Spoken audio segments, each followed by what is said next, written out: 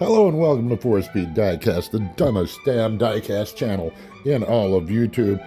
I am Max the Finger, and with me as always is Mary. Holy Jesus, here we go again. And Muffy. Hello everyone, good to see you. And of course Frank. Oh, yeah, hey, how's it going there, buddy? And I gotta tell you kids, I was having a little bit of trouble this morning because I had no motivation. I was sitting around all gloomy and I'm thinking, why did God let me live to be this fucking old? I made the mistake of whining about it to my old friend Michael the Bruce, and he told me what I needed was 2 champion spark plugs shoved straight up my ass. Spark plugs? Jesus, you don't even need lube for that. Well, I got a spark plug socket you can use if you promise to wash it off before you give it back. I'm just worried that one of them will get stuck up in there. Are you really such a narcissistic attention whore that you shove spark plugs in your ass just for views? I've got to do something to make this stupid channel make money. I need the penis enlargement.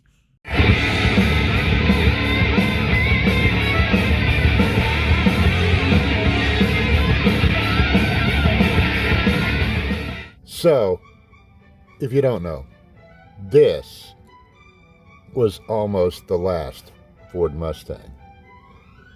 Ford Motor Company had planned on killing the Mustang after 1973 because it just wasn't as popular as it used to be. I mean, yeah, in the first year, 64 and a half into 65, they sold 1 million, literally 1 million Mustangs. But by the time we get to the mid-70s, 1973, Ford was thinking it's time to kill this off because the sales are down and the insurance companies are all up in arms about muscle cars, and it just wasn't working anymore. And the sales figures showed it. But it didn't happen. You know why? Because of another little car. Because this came in to save the day. The Mustang II. Yeah, believe it or not, this saved the Mustang. If you don't know what a Mustang II is, well, you take a Ford Pinto, the cars that explode. That's not really true. They were no more prone to exploding than any other car at the time. They just got a bad rap. I'll defend that. I love Pintos. Anyway, the point is, you take a Ford Pinto, you wrap it in some new skin, and you say, hey kids, this is a Mustang 2. So this is what you get. And if there was ever a more perfect time for this car to come onto the market, it couldn't have been better. Ford couldn't have planned it any better than this. In 1973, in August of 1973, right before these cars were announced to the public, we went into a gas crisis here in America. OPEC, the whatever they're called, the oil petroleum exporting countries in OPEC, they decided to cut off our oil supply because we were not defending Israel properly or something, and there was a war in the Middle East and all that. Those people just need to get together, smoke some fucking joints, and drink some fucking coffee, and hammer out their differences. I'm just saying. So anyway, Ford. Ford had just introduced this new little Mustang II for 1974. And it literally saved the Mustang. They sold, and the regular Mustangs, now this is a Cobra, what they called a Cobra 2 Mustang. These cars literally saved the Mustang. You think, 1974, they sold like 420 1,000 of these because they came in a couple of flavors. They came with the fastback and the notchback. Yeah.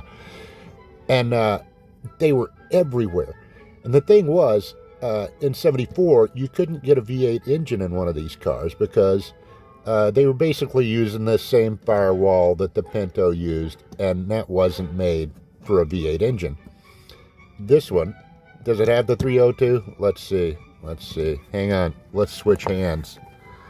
I'll use left hand. I'll use left hand Jimmy. Left hand Jimmy. Can we see in there, please? The hood doesn't want to go up. Hang on. You know what? Let's try another one.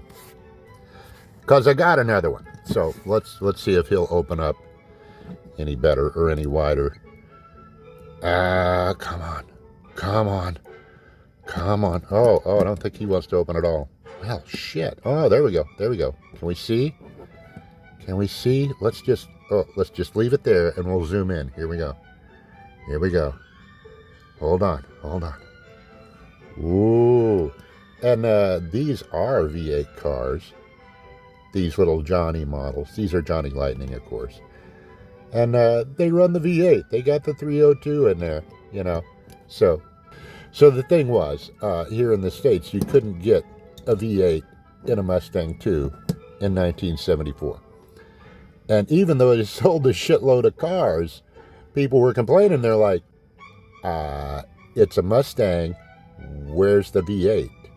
So the next year for 75, Ford modified the firewall and offered the 302. And I think at one time they also offered the 255, was it?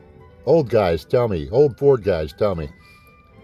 Like the 255 V8, which was 4.2 liters or something, I don't know, and it made like 12 horsepower because it was ridiculous.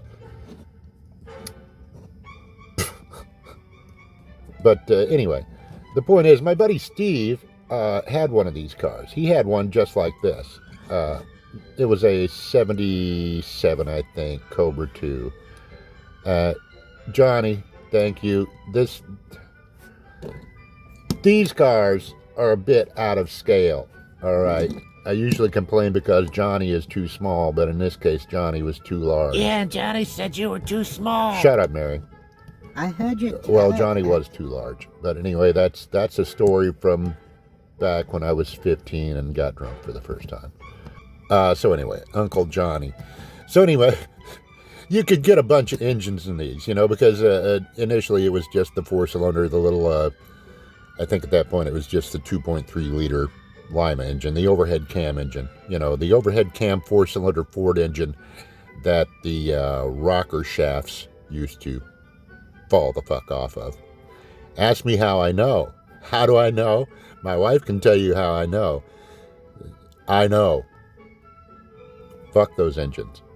Wrong finger. Sorry. Fuck those engines. They were great engines, but they had their issues, especially when you tried to rev them to 8,000 RPM. So is it any wonder that a rocker arm would fall off? Probably not. So anyway, Steve, where I started out on the first place, had one of these cars. Let's see if we can look inside there. Can we look inside? Let's get the trusty old light, and let's see if we can look inside. Oh, it does have a shifter in there, doesn't it? Oh, can you see it there, kids? Can you see that shifter? Oh, let's get a little closer. Get a little closer. Yeah, it's got a shifter down in there. Oh, yeah. Man, look at the lights, man. Check out those lights. Look at the lights. It's like you're on a road in the middle of the night and a UFO is coming in.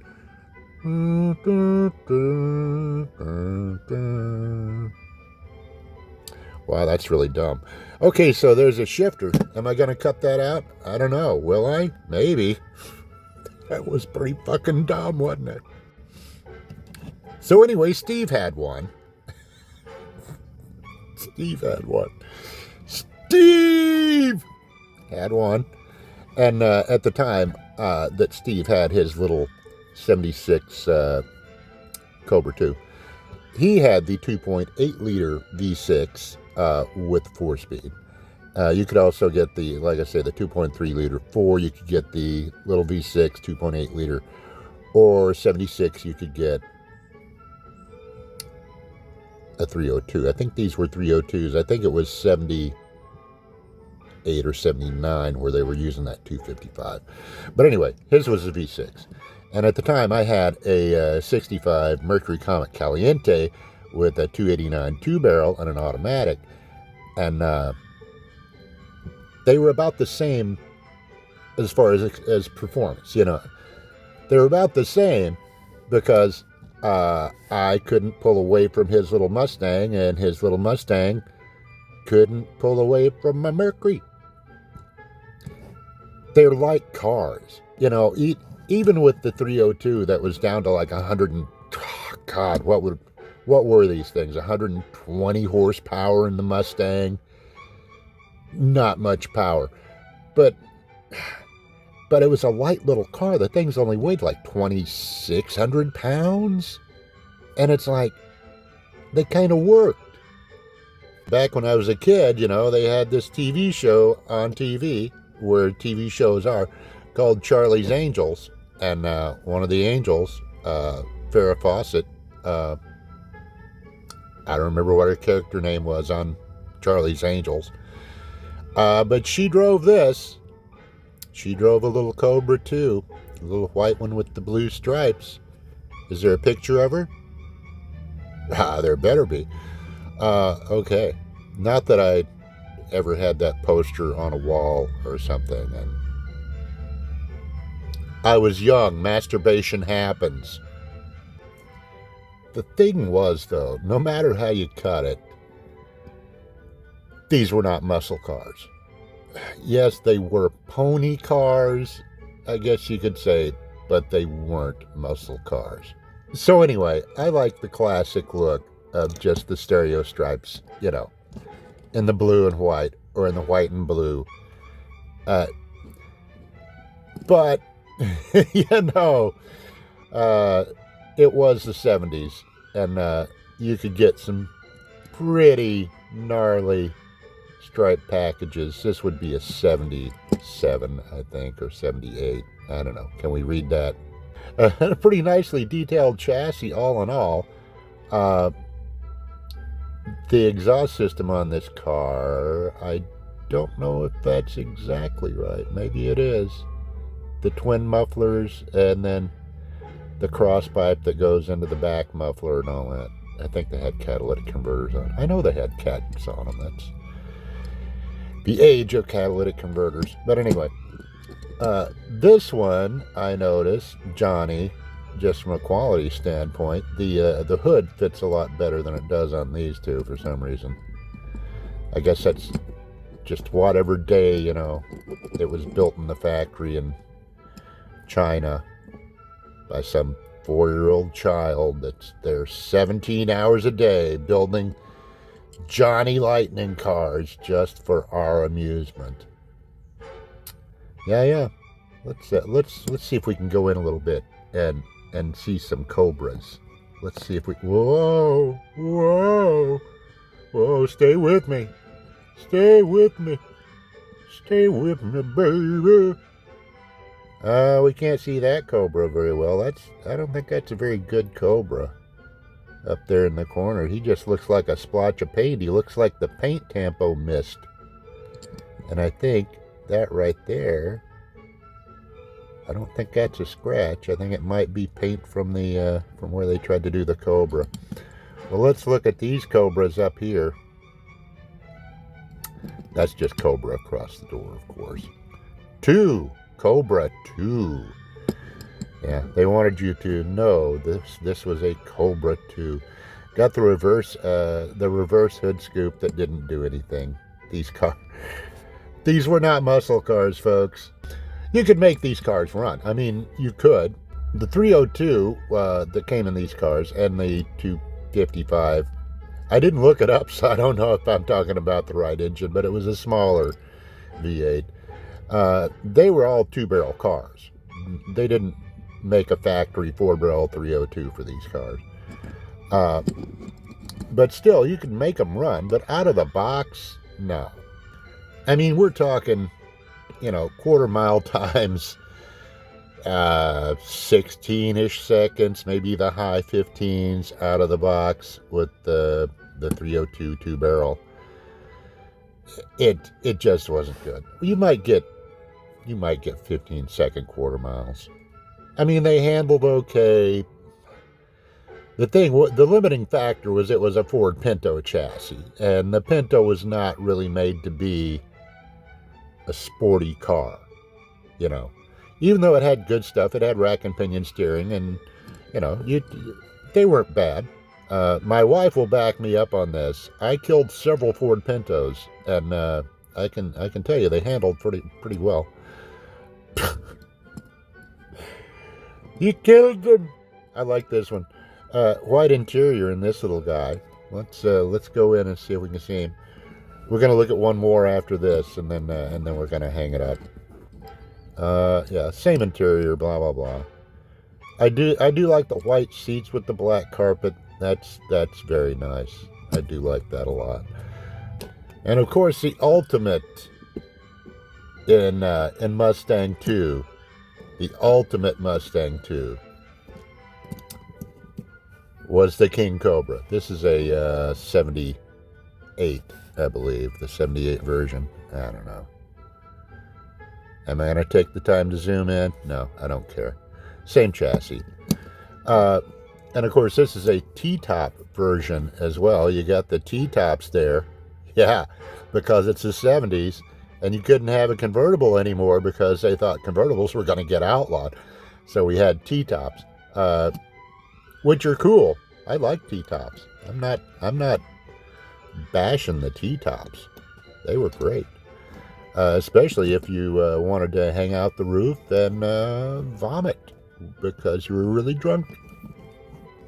But anyway, so yeah, let's take a look. Let's see if we can see inside this one a little bit better, because the Mustang 2 really did have a nice dash. I don't think we can really see the dash. Well, you know what? Screw it. You're here, I'm here. Let's see if we can see it. Ooh. So yeah, we got a little something going on there. Boy, this is why I don't like to get up close on these things. Wow. Anyway, let's look inside. It looks to me like these are all automatic equipped cars. No, I don't know. Yeah, they're 4-speed cars. Of course they are. Of course they are. Oh, let's see if we can actually see that dash. Yeah, you got the 2 little round gauges in front of you. You got 4 smaller gauges off to your right. I did like the dash in these cars a lot. I like these cars a lot, period. Let's see, King Cobra, of course. And, yeah, as I say, I always think these cars are clean until we get them on video. And we got the Cobra emblem up there. Yeah, let's get a little further back where things look better. Let's see, does it have anything on the scoop? Do we have anything on the scoop? Let's see what we're running. What do we got? We got to go way in. What's it say? 5.0. Oh yeah, 5.0. Is that on that side there? We can see it better over there. We can also see that nice, ugly spot on the hood scoop where they cut it off the plastic tree and didn't dress it down or anything. Man, when you get close to these cars, they're really kind of crap, aren't they? So anyway, King Cobra. The king of the Cobra 2 is the King Cobra. And again, it wasn't any more of a muscle car than any of the other ones were. It's just that you got some fancier stuff. You got the big air dam down on front. And I do like that Johnny has differentiated between the spoilers. That's the correct spoiler for an early Cobra. And that's the correct spoiler for a Cobra 2. Good job on that. Not so much the big honking shit on the side of the hood scoops, Johnny, but I know. Little Ching Wei over in the factory forgot to touch that up. So yeah, anyway, Johnny making the Cobras. Johnny and the Cobras. Very nice. I like Johnny's Cobras. But okay, so this has been stupid for long enough. Let's get the fuck out of here, okay? You know what to do, kids. If you like it, take your thumb and shove it up Farrah Fawcett's ass. She's dead. She won't care. Comment rudely if you please. Subscribe. Sure, why not? And if you don't like it, well, take your thumb and smash it, smash it. Bye.